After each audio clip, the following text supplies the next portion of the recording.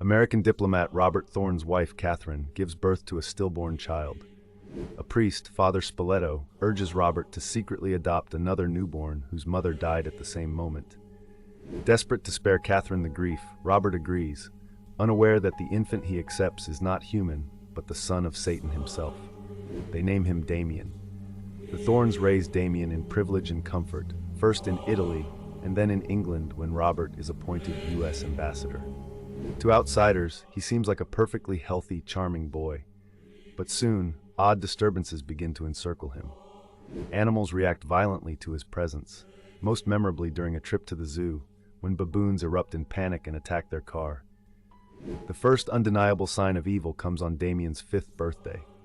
As guests gather on the estate lawn, his nanny calmly steps onto the mansion's roof, places a noose around her neck, and shouts, "It's all for you, Damien!"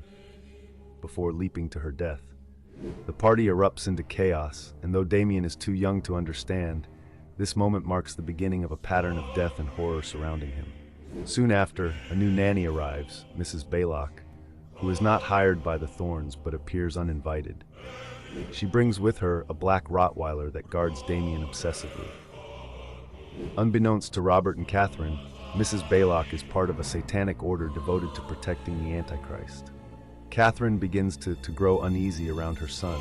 She senses something unnatural, even evil about him.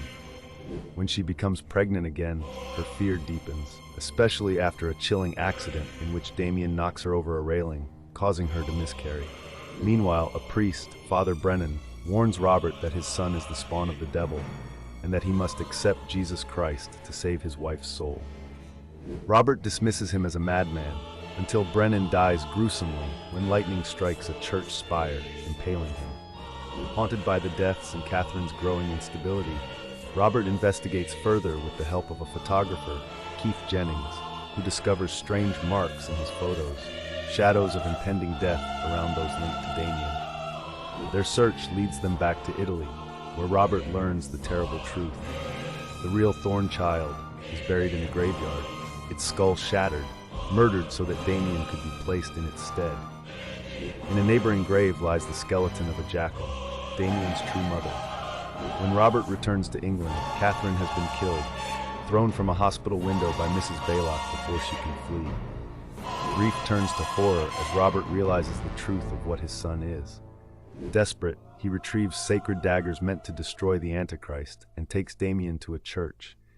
But before he can strike, the police arrive and shoot Robert dead, misinterpreting the scene as madness. The world sees only an orphaned child, but beneath that innocent face lives the power and will of Satan, waiting to grow.